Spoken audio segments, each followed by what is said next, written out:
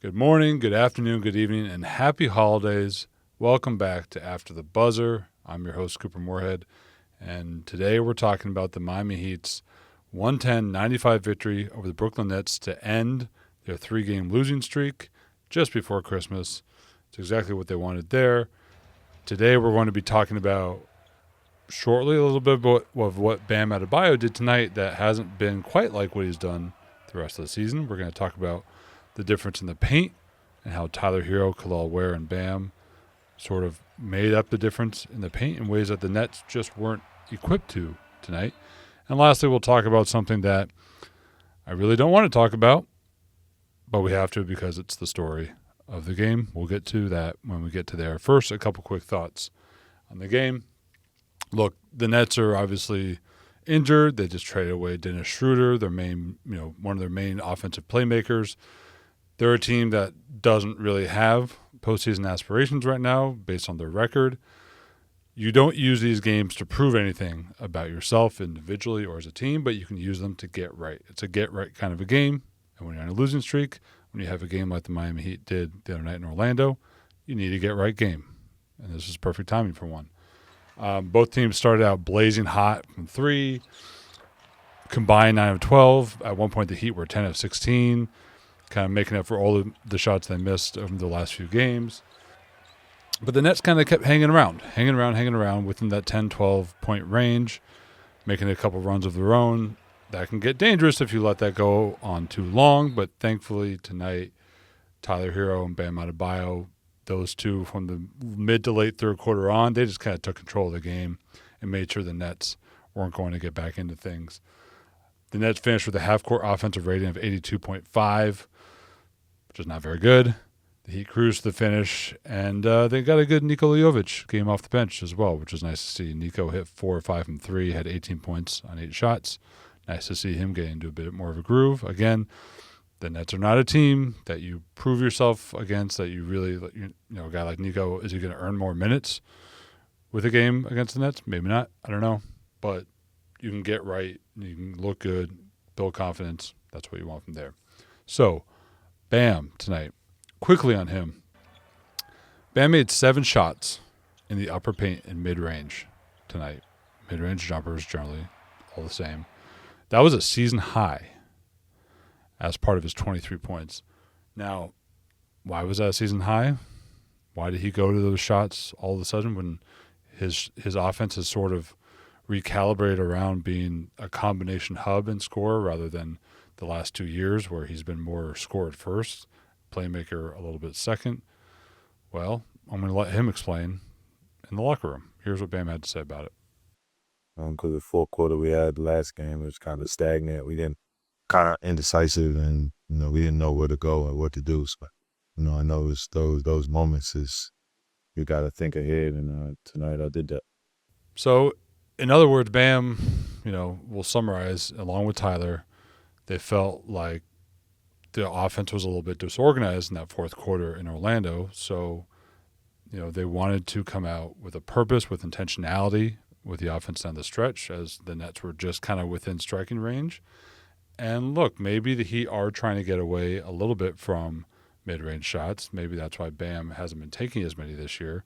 But there's a point to those shots sometimes, and even if they're not your ideal offense all the time, when you're just looking for what you're just looking for is some intentionality, some organization to your offense, everything can kind of work around a player who can create shots like that. So when Bam starts attacking one-on-one, he was going to Day'Ron Sharpe a lot, went at Nick Claxton a bit, got to the line, hit those jumpers. Everything kind of coalesces around him. They could win this game on the defensive end, as we'll get to in a minute, as long as they were creating enough comfort zone shots. On the other end, mid-range pull-ups, off the dribble, attacks, that's comfort zone all day, every day for Bam. It worked out. So credit Bam for realizing the team needed a little bit more from him and Tyler, a little bit more of an offensive lift, a little bit more offensive organization from them than they got the other night. They got it tonight, got the win. Now, in the paint, I thought this was interesting. So the Nets were kind of staying close, and we're within one around halftime.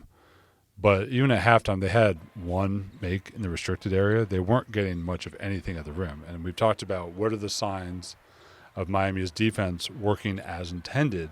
Well, if the other team is making a ton of threes, you think that's not great. But if they're making a ton of threes and not getting anything in the painted area, that's sort of what the Heat's defense is supposed to do. Yeah, the Nets were getting some quick hitter, one pass away, kick out, slow closeout, catch and shoots.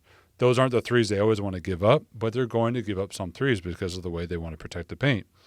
But they're protecting the paint so well that you can just allow, some of those shots to happen, knowing that, unless the Nets are going to have one of those special nights that teams have a couple of every season, only a couple, where they shoot like 50, 60% from three. If the Nets just came down a little bit in their shooting, then, that paint foundation that you've already established should carry you for the rest of the way. It did. Miami shot 16 of 27 in the paint. The Nets were 20 of 47 and just 3 of 10 in the restricted area. I want to talk about one quick difference between the two. Look, the Nets are relying a lot on Ben Simmons to play make.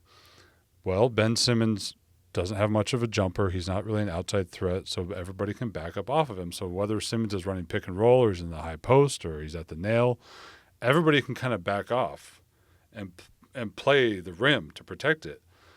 Simmons is the size and the court vision. He was kicking out and finding open shooters for sure, but there still wasn't anything in the paint because nobody had to kind of step up on him worried about a jumper. So, if Simmons is looking for Nick Claxton on a lob, Bam can just back up and play it and tip the lob pretty easily. On the other side, you've got Tyler Hero, where everybody has to think about where Tyler is at all times. He's got that gravity. He's always pulling defenders to him. So, of course, we know he has chemistry with Bam. Tonight he gets to play more pick and roll with Kel'el Ware. Second half he finds Kel'el for an alley-oop. Okay, well now the defense is thinking they've got this vertical threat, this young guy in Ware. We've got to respect Tyler's finishing. Okay, well next time, Kel'el and Tyler run a pick and roll. Kel'el's again standing right at the rim. He's a big target. All he's got to do is stand there, jump up, and finish. Well, later in the game, Cam Johnson is in that same position. In between, Tyler's coming at him, Ware's behind him, and Cam Johnson just stays on Ware. He's like, I'm not giving up the alley-oop, and Tyler just walks in for a layup. That is the sort of pick-and-roll dual threat, either Ware and Bam with Tyler, that makes a defense think and react. And the Nets just didn't have the personnel, whether it was Simmons, and to be fair, Brooklyn's offense was better with Simmons on the floor tonight than with him off. But the Nets just didn't have enough guys to make Miami's defense think, to make them react, to get them out of position.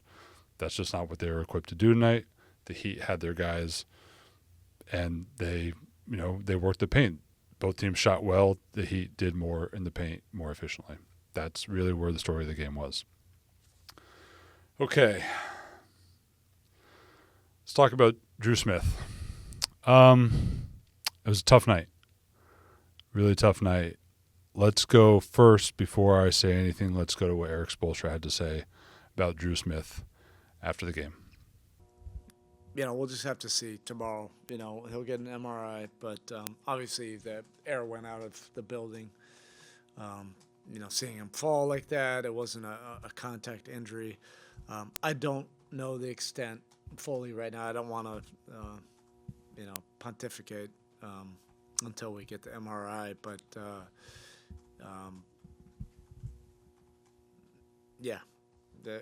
we were all, messed up, for a while. And the reason, you don't want to see anybody get hurt, but you just, we all have, such incredible, deep respect for his journey, what he's had to overcome.